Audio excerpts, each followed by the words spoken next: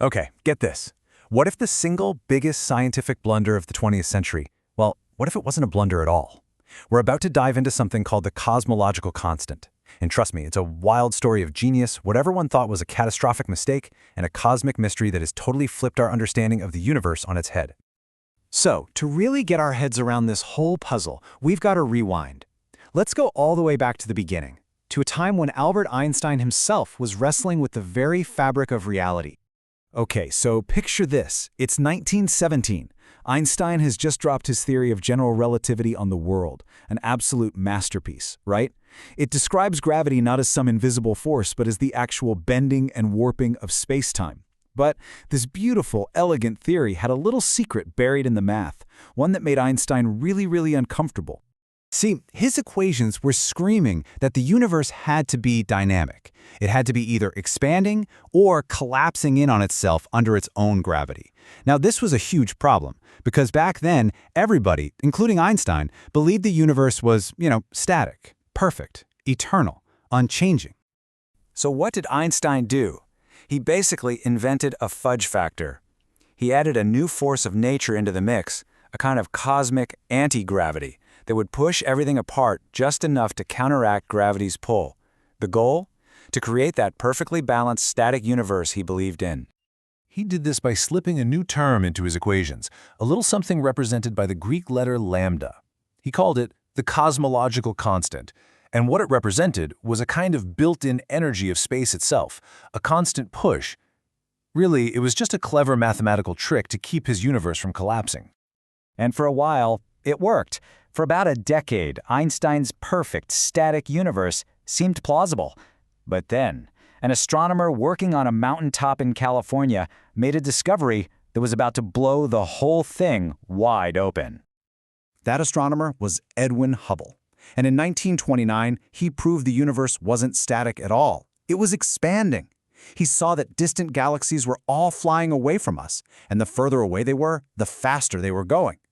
Just like that, Einstein's cosmological constant became totally pointless. His original equations, the ones that predicted a dynamic universe, had been right from the start. And Einstein, he reportedly called adding that constant his biggest blunder. But here's the thing, right? Once an idea like that is out there, you can't just stuff it back in the box. As the physicist Sean Carroll put it, Pandora's box is not so easily closed. The original reason for the constant was gone, sure, but the math still worked. It just hung around, kind of like a ghost in the machine of cosmology. Okay, so let's fast forward. For the next 60 years or so, the cosmological constant was basically just a historical footnote, a curiosity. But then, deep in the super weird world of quantum mechanics, Einstein's blunder was about to get a second life. You see, physicists started to think, hey, maybe this constant is actually the energy of empty space itself. Because in the quantum world, empty space isn't empty at all. It's this seething, bubbling foam of virtual particles that are constantly popping into existence and then vanishing again. It's an energy that's just there, inherent to space itself. So the natural question is, how much energy is there in empty space? And this, my friends, is where the story goes from interesting to completely, utterly bonkers. When physicists tried to calculate this vacuum energy, they ran into what is now famously called the most significant unsolved problem in fundamental physics. Here's the problem. On one side, you have our best theories in physics, and these theories predict that the amount of vacuum energy should be just gigantic, an absolutely colossal number. But then, on the other side, you have astronomers looking out at the cosmos, and what they see is that the effect of this energy is tiny, almost nothing, basically zero. And when I say the gap between theory and observation is big, I don't mean like, oh, it's off by a little bit. No. The difference is a 1 with 120 zeros after it. That is, and I'm not exaggerating here, the single worst theoretical prediction in the entire history of physics. This massive disagreement is the infamous cosmological constant problem.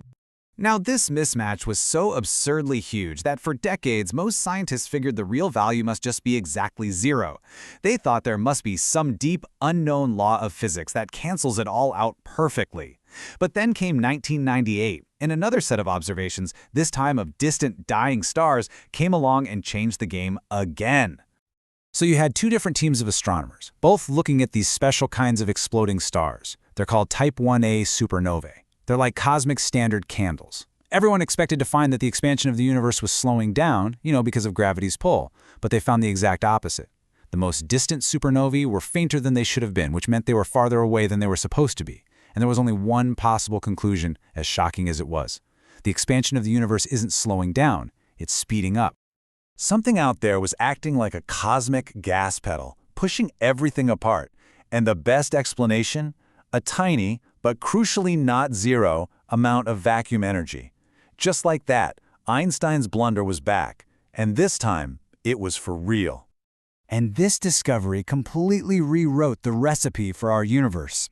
This mysterious force, which we now call dark energy, makes up a whopping 70% of everything. Another 25% is mysterious dark matter.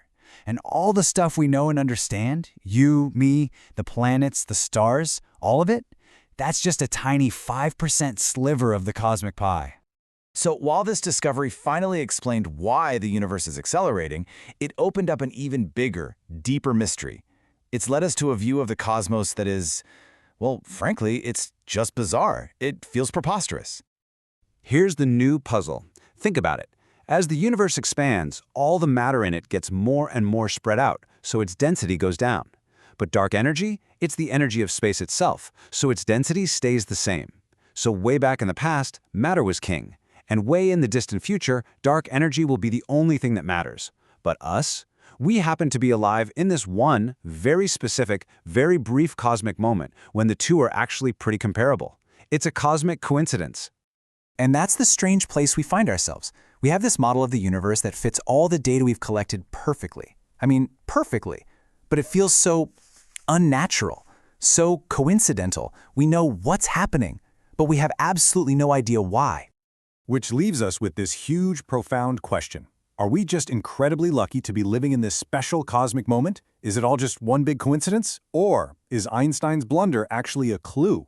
A signpost pointing us toward a much deeper, more beautiful understanding of the universe that we just haven't grasped yet? The answer is out there, somewhere, and figuring it out is one of the greatest quests in all of science.